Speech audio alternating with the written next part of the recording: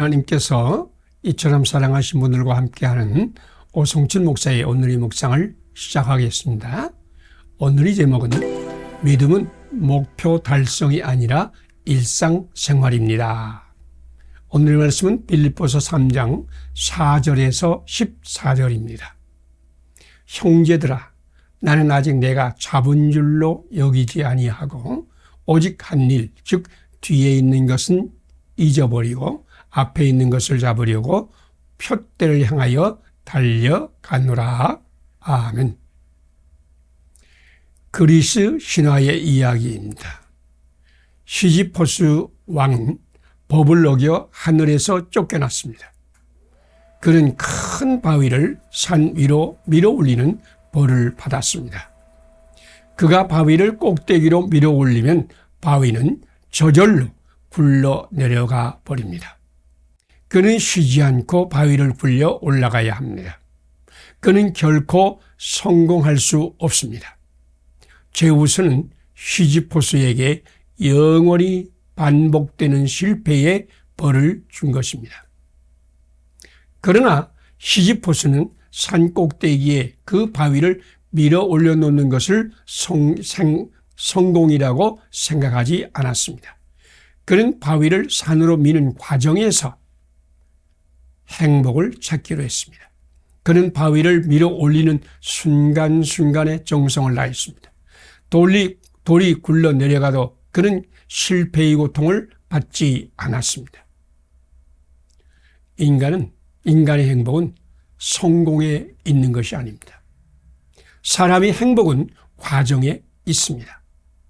목표에 도달하는 것이 행복이 아니라 그 목표에 도달하기 위해 힘을 다하고 정성을 다하는 일상생활에 행복이 있습니다. 세상은 그 금메달만 박수를 칩니다. 그러한 세상은 평등한 세상이 아닙니다. 한 사람만 금메달을 따고 다른 사람은 둘러리가 되는 세상은 아름답지 않습니다. 믿음은 그리스도 예수님께 잡힌 바 된 그것을 잡으려고 달려가는 일상생활에 있습니다. 형제들아, 나는 아직 내가 잡은 줄로 여기지 아니하고 오직 한 일, 뒤에 있는 것은 잊어버리고 앞에 있는 것을 잡으려고 그 표대를 향하여 달려가노라. 아멘. 우리는 성공을 위하여 애쓰는 자가 아닙니다. 바울은 엄청난 성공을 배설물같이 버렸습니다. 그는 그리스도를 얻고 그 안에서 발견되기 위하여 날마다 달려가는 일상생활을 중시했습니다. 진실하게 사는 사람은 아름답습니다. 예수님은 형제를 사랑하여 서로 우애하며 존경하기를 먼저 하는 사람들 가운데 임하십니다. 다툼이나 허영으로 하지 않고 오직 겸손한 마음을 남을 자기보다 낮게 여기는 사람은 성령님의 인도를 받는 사람입니다. 금메달을 따지 못해도 좋습니다. 박수를 받지 않아도 좋습니다. 날마다 생명을 존중하는 사람, 생명을 사랑하며 섬기는 사람, 그것을 위해서 일상생활에 정성을 다하는 사람은 예수님과 동행하는 아름다운 사람입니다. 함께 기도드리겠습니다. 날마다 그리스도 예수께 잡힌 바 된 그것을 잡으려고 달려간 믿음을 선물로 주신 하나님, 날마다 예수님과 동행하여 예수님의 사랑으로 섬기며 축복하게 하소서. 금메달에 목숨을 건 어리석은 인생을 살지 않게 하소서. 주님의 은혜로 충만한 일상생활을 하게 하소서. 예수님 이름으로 기도드립니다. 아멘. 오늘의 실천상을 함께 나누겠습니다. 날마다 그리스도 예수께 잡힌 그것을 잡으려고 달려간 믿음을 선물로 주시는 하나님을 믿는다. 날마다 예수님과 동행하여 예수님의 사랑으로 섬기며 축복한다. 금메달에 목숨을 건 어리석은 인생을 살지 않는다. 주님의 은혜로 충만한 일상생활을 소중히 여긴다. 감사합니다. 오늘도 하나님이 함께 하시는 축복의 날이 되시기를 바랍니다.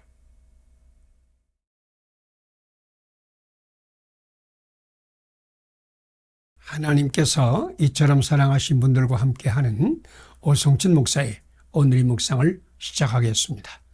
오늘의 제목은 믿음의 선장에 있는 배는 결코 침몰하지 않습니다. 오늘의 말씀은 마가복음 4장 35절에서 41절입니다. 제자들이 이르되 선생님이여 우리가 죽게 된 것을 돌보지 아니하시나이까 하시니 바다들어 잠잠하라 하시니 아주 잔잔하여 지더라. 예수께서 이르시되 너희가 어찌 믿음이 없느냐. 수많은 위기에도 침몰하지 않은 배가 있었습니다. 그 배는 영국의 국보로 선박 박물관에 보관되어 있습니다. 수많은 관광객이 그 배를 흠모하여 관람하고 있습니다.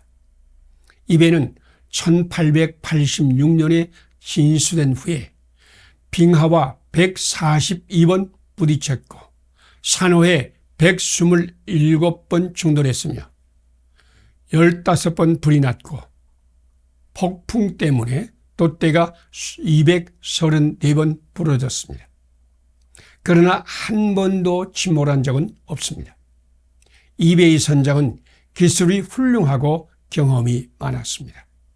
그러나 그 배를 침몰하지 않게 만든 것은 그의 신념이었습니다. 선장의 신념이 가라앉지 않은 한 배는 가라앉지 않는다. 당신의 인생은 바다를 향하는 배입니다. 당신이 믿음이 가라앉지 않은 한 당신의 인생은 결코 가라앉지 않을 것입니다. 예수님께서 제자들과 함께 배를 타고 거라사라고 가고 있었습니다. 한밤중에 큰 풍랑이 일어났습니다. 갈릴리 어부 출신의 전문가들이 힘을 다했습니다. 그러나 배가 침몰 위기에 빠졌습니다. 당황한 제자들이 예수님께 부르짖었습니다.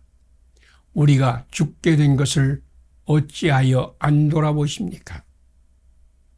예수님은 그들의 믿음 없음을 꾸짖었습니다. 제자들은 처음부터 예수님이 메시아이심을 알았습니다. 그가 먼저 자기의 형제 시몬을 찾아 말하되 우리가 메시아를 만났다 하고 요한복음 1장 40절 41절 말씀입니다. 예수님은 창조주 하나님이 메시아이십니다. 그는 태초에 하나님과 함께 계셨고 만물이 그로 말미암아 지은 바 되었다고 요한복음 1장 2절에서 3절은 말씀하고 있습니다. 태풍과 바다의 놀이 문제가 아닙니다. 이 세상에 어떤 것도 메시아를 뛰어넘을 수 없습니다. 큰 광풍이 일어나고 물결이 요동하고 물이 배에 들어왔습니다. 침몰이 위기입니다. 그러나 그 배에는 하나님의 메시아가 함께 타고 있었습니다. 제자들은 광풍과 물결은 보았지만 천지의 창조주는 보지 못했습니다. 그래서 그들은 어찌 믿음이 없느냐라고 꾸짖음을 받았습니다. 천지의 창조주, 만왕의 왕 예수님이 우리와 함께 계시는 것이 믿음입니다. 제자들은 세상은 보았지만 메시아는 보지 못했습니다. 믿음이 없는 자가 되었습니다. 믿음만 있으면 배가 침몰하지 않습니다. 예수님이 함께 계시면 인생의 배는 가라앉지 않습니다. 누구든지 주의 이름을 부르는 자는 구원을 받으리라. 로마서 10장 13절 말씀입니다. 예수님 안에 있는 자는 결코 침몰하지 않습니다. 함께 기도드리겠습니다. 바다를 항해하는 배에 우리와 함께 계신 예수님, 아무리 광풍이 몰아치고 큰 물결이 일어나도 주님으로 말미암아 안전할 것을 믿습니다. 광풍과 물결을 보는 불신앙에 빠지지 않게 하소서. 항상 영의 눈을 열어 바람과 바다를 잔잔케 하시는 주님을 보게 하소서. 예수님 이름으로 기도드립니다. 아멘. 오늘의 실천상을 함께 나누겠습니다. 바다를 항해하는 배에 우리와 함께 계시는 예수님을 믿는다. 아무리 광풍이 몰아치고 큰 물결이 일어나도 주님으로 말미암아 안전할 것을 믿는다. 광풍과 물결만 보는 불신앙에 빠지지 않는다. 항상 영의 눈을 열어 바람과 바다를 잔잔하게 하시는 예수님을 본다. 감사합니다. 오늘도 주님과 함께 하는 축복의 날이 되시기를 바랍니다.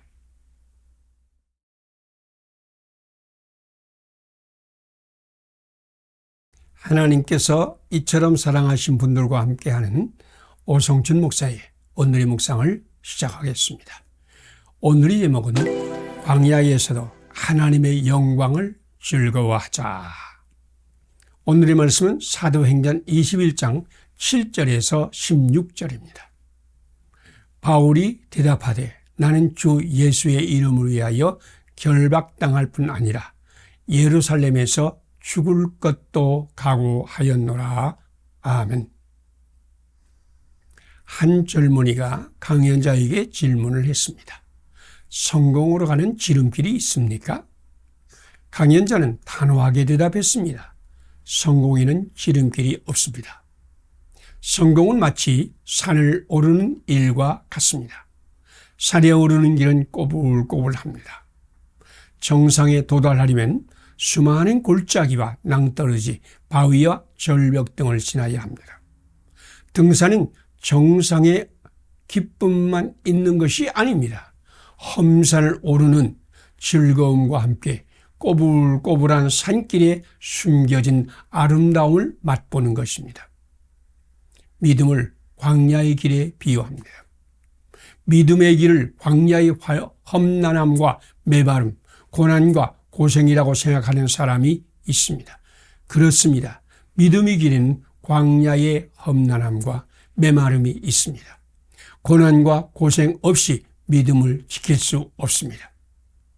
그러나 이것은 믿음의 절반입니다. 이스라엘의 광야의 길은 또한 놀라움과 감격, 기쁨의 길입니다. 날마다 구름기둥과 불기둥을 보는 놀라움을 상상해 보세요. 날마다 만나를 먹는 감격은 어떠할까요? 홍해가 갈라지고 애굽의 군대가 바다에 파묻히고 홍해를 육지같이 건너는 기적은 어떠합니까? 반석에서 샘물이 터져나오고 여호와의 영광이 성막 위에 충만할 때의 경외감을 함께 느껴보세요. 믿음의 길은 단순히 축복의 땅 가나안에 도달하는 것만이 아닙니다.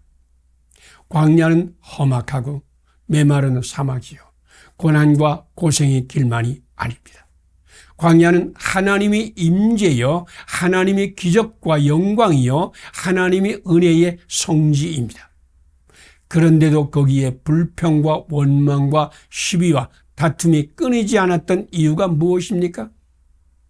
하나님을 앙망하는 믿음의 눈이 닫혔기 때문입니다. 믿음은 정상에 오르는 감격과 기쁨입니다. 또한 믿음은 험산을 오르는 동안에 함께 하시는 하나님의 은혜와 축복을 즐거워하는 것입니다. 사도 바울에 있어서 예루살렘 길은 험난한 광야의 길이었습니다. 그러나 바울은 결박과 고난을 두려워하지 않았습니다. 그는 주 예수님의 이름을 위해서는 결박을 당할 뿐 아니라 죽을 것도 각오하였습니다. 고난과 죽음이 십자가의 길에 부활과 감격과 축복이 함께 있기 때문이었습니다. 예수님과 함께 잠시 환난을 받음으로 지극히 크고 영원한 영광에 이른 믿음의 사람이 됩시다. 함께 기도드리겠습니다. 광야의 길에 임재하여 영광의 기적을 베푸시고 감격의 여정을 바꾸시는 하나님, 오늘도 바울과 같이 결박을 당할 뿐 아니라 죽을 것도 각오하는 믿음으로 예루살렘으로 나아가게 하소서. 고난과 죽음이 십자가 위에 감추어진 부활의 감격과 기쁨을 보게 하소서. 예수님 이름으로 기도드립니다. 아멘. 오늘의 수천상을 함께 나누겠습니다. 광야의 길에 임재하여 영광의 기적을 베푸시고 감격의 여정으로 바꾸시는 하나님을 믿는다. 우리도 바울과 같이 결박을 당할 뿐 아니라 죽을 것도 각오하는 믿음으로 예루살렘으로 나간다. 고난과 죽음의 십자가의 일에 감추어진 부활의 감격과 축복을 즐거워한다. 감사합니다.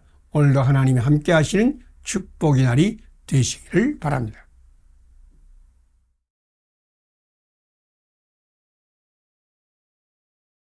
하나님께서 이처럼 사랑하신 분들과 함께하는 오성춘 목사의 오늘의 묵상을 시작하겠습니다. 오늘의 제목은 1%의 믿음이 99%의 실패를 빛나게 합니다. 오늘의 말씀은 빌립보서 3장 7절에서 16절입니다.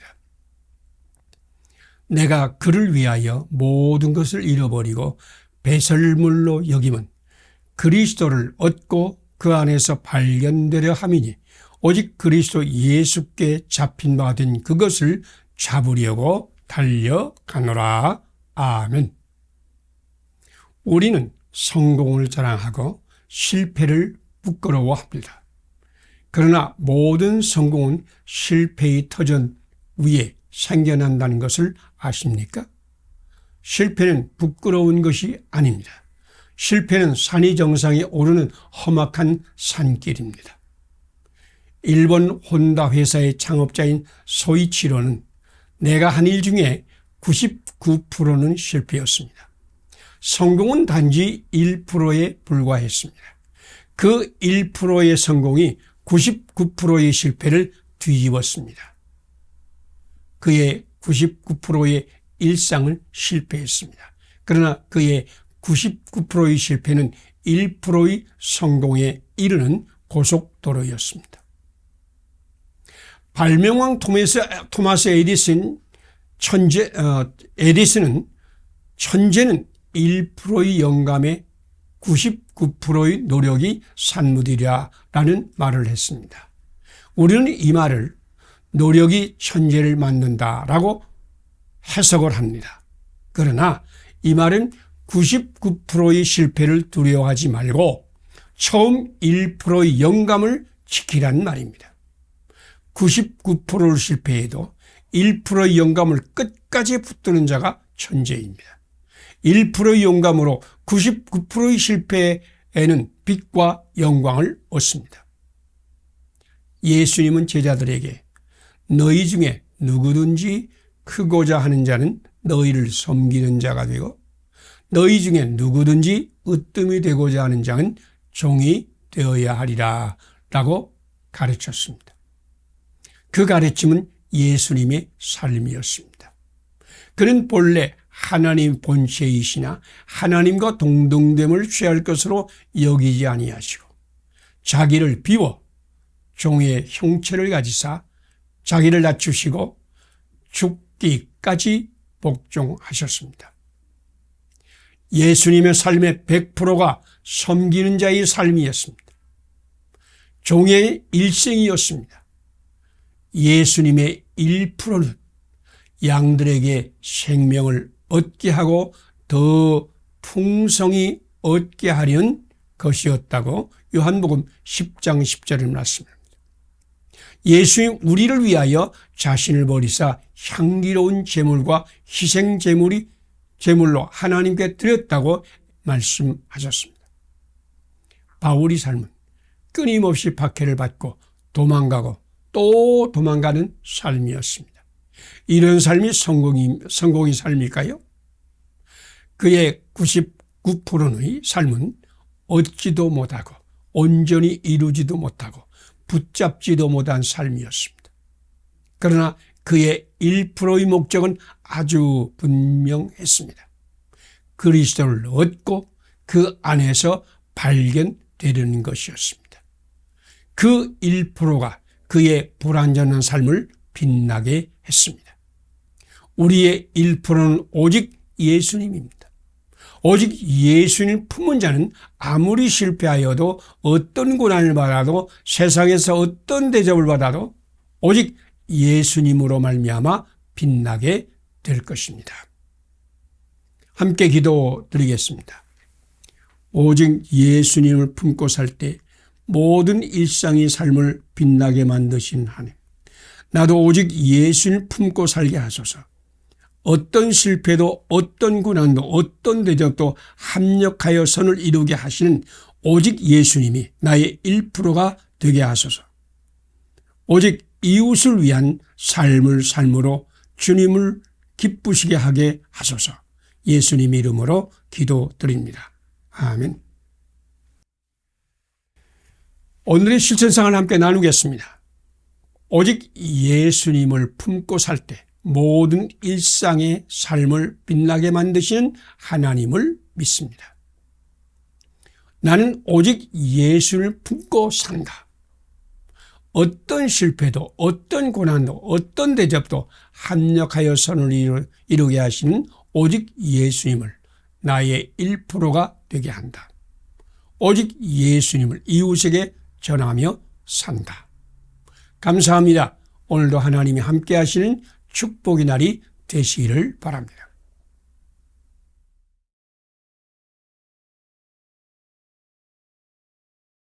하나님께서 이처럼 사랑하신 분들과 함께하는 오성춘 목사의 오늘의 묵상을 시작하겠습니다. 오늘의 제목은 천적과 환난이 예수님 안에서는 축복의 길입니다. 오늘의 말씀은 로마서 5장 1절에서 9절입니다. 다만 이뿐 아니라 우리가 환난 중에서도 즐거워하나니 이 환난은 인내를, 인내는 연단을, 연단은 소망을 이루는 줄 알미로다. 아멘. 환난이나 괴롭히는 자를 증오하고 원망할 필요가 없습니다. 우리를 성공으로 이끄는 것은 좋은 환경이나 풍족한 자원만이 아닙니다. 우리를 궁지로 몰아넣는 고통과 좌절이 우리를 성숙한 신앙으로 이끌 때가 많습니다. 그래서 사도 바울은 환난 중에도 즐거워하나니 이 환난은 인내를, 인내는 연단을, 연단은 소망을 이루는 줄 알미로다라고 선포했습니다.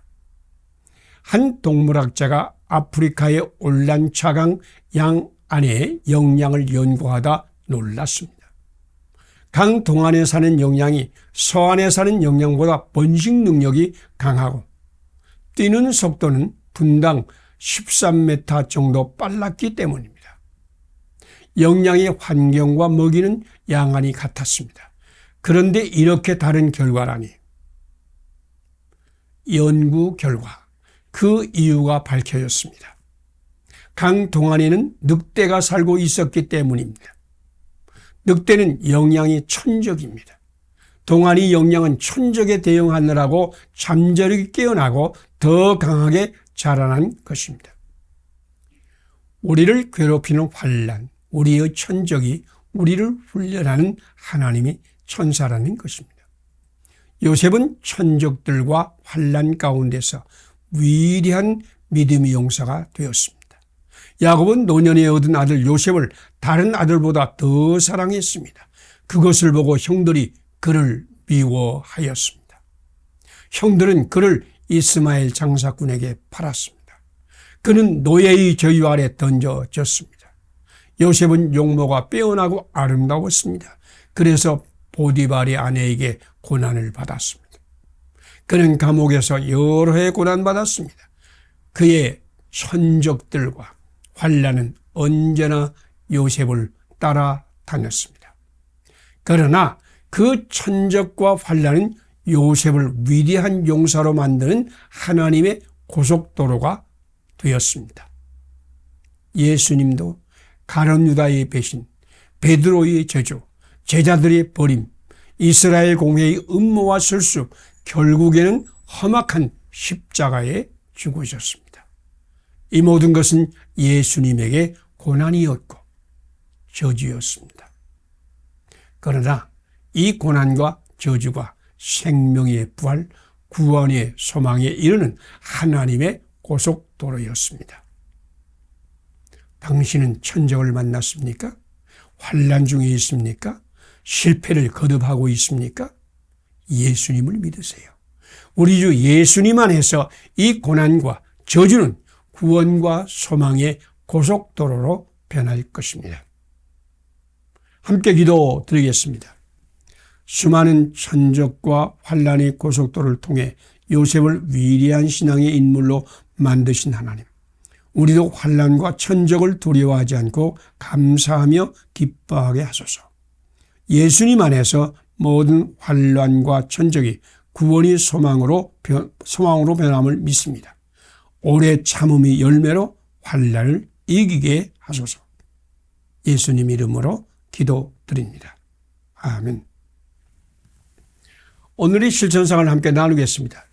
수많은 천적과 환난의 고속도로를 통해 요셉을 위대한 신앙의 인물로 만드신 하나님을 믿는다. 우리도 환난과 천적을 두려워하지 않고 감사하며 기뻐한다. 예수님 안에서 모든 환난과 천적이 구원의 소망을 변함을 믿는다. 오래 참음의 열매로 환난에서 승리한다. 감사합니다. 오늘도 하나님이 함께 하시는 축복의 날이 되시기를 바랍니다.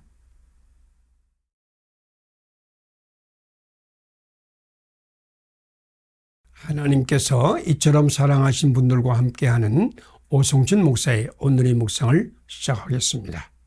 오늘의 제목은 왕수만이 금을 녹입니다. 오늘의 말씀은 갈라디아서 6장 12절에서 18절입니다. 그러나 내게는 우리 주 예수 그리스도의 십자가 외에 결코 자랑할 것이 없나니 할례나 무할례가 아무것도 아니로되 오직 새로 지으심을 받는 것이 중요하니라. 아멘. 화학교수가 학생에게 금 조각을 나누어 주었습니다. 산으로 그 금을 분해하라고 했습니다. 학생들은 금 조각을 산에 넣었습니다. 금은 녹지 않았습니다. 교수는 금은 오직 왕수라는 특별한 산에만 녹는다라고 하시면서 왕수가 금을 녹이는 것을 보여주었습니다. 왕수만이 금을 녹일 수 있습니다. 죄를 녹일 산은 없습니다. 결심으로도 깨달음으로도 벌을 받아도 감옥에서도 고행으로도 죄는 녹여낼 수 없습니다. 교육이나 훈련이나 문명이 아무리 발전해도 죄를 씻어내지 못합니다. 오직 예수님이 보혈만이 우리 죄를 녹일 수 있습니다. 바나바와 바울은 엄청난 박해를 받으면서도 예수님만이 우리의 구원이심을 가르쳤습니다. 갈라디아 교회는 오직 예수 그리스도와 그가 십자가에 못 박힌 것만을 바라보는 교회가 되었습니다. 그리스도 예수님만이 믿음의 주님이십니다. 그리스도만이 우리를 온전하게 하십니다. 갈라디아 교회는 그리스도 예수님만 믿고 바라보았습니다. 그런데 율법주의자들이 왔습니다. 그들은 예수님의 구원을 강조했습니다. 그러나 할례를 받아야 하나님 백성이 되고 율법을 지켜야 거룩한 성도가 된다고 가르쳤습니다. 오직 믿음, 오직 예수님만이 교회에 혼란이 왔습니다. 할례를 받아야 하는가? 믿음으로 의롭게 되는가? 율법의 행위로 의롭게 되는가? 그래서 바울이 그들에게 편지했습니다. 그러나 내게는 우리 주 예수 그리스도의 십자가 외에 결코 자랑할 것이 없나니 오직 예수님만이 우리의 구원임을 선포하는 것입니다. 또한 그는 오직 믿음을 선포했습니다. 할례나 무할례가 아무것도 아니로되 오직 새로 지으심을 받는 것이 중요하니라. 내가 무엇을 했는가, 내가 할례를 받았는가, 내가 무엇을 하고 있는가, 율법의 행위를 지켰는가가 아니라 믿음, 곧 새로 지으심을 받는 것이 중요하다는 선포입니다. 우리는 생명의 예수님께서 우리 안에서 하나님의 생명으로 넘치게 한다고 믿습니다. 믿음은 내가 무엇을 하는 것이 아닙니다. 예수님께서 내 안에서 생명이 생수를 흐르게 하는 것입니다. 왕수만이 금을 녹입니다. 예수님이 왕수입니다. 예수님만이 죄를 녹입니다. 예수님만이 생명을 공급합니다. 오직 예수님, 오직 믿음만이 축복의 문을 엽니다. 함께 기도드리겠습니다. 오직 새로 지음을 받는 것만이 중요하다고 말씀하신 하나님, 한국교회는 오직 예수님, 오직 믿음의 신앙으로 새로 지으심을 받는 교회가 되게 하소서. 내가 무엇을 하는 행위신앙을 버리게 하소서. 생명이 예수님이 생수의 강을 흐르게 하는 믿음으로 살게 하소서. 예수님 이름으로 기도드립니다. 아멘. 오늘의 실천상을 함께 나누겠습니다. 새로 지으심을 받는 것만이 중요하다고 말씀하신 하나님을 믿는다. 한국교회는 오직 예수님, 오직 믿음의 신앙으로 새로 지으심을 받는 교회가 된다. 내가 무엇을 하는 행위신앙을 버린다. 생명의 예수님이 우리 배에서 생수의 강을 흐르게 하는 믿음으로 산다. 감사합니다. 오늘도 하나님이 함께 하시는 축복의 날이 되시기를 바랍니다.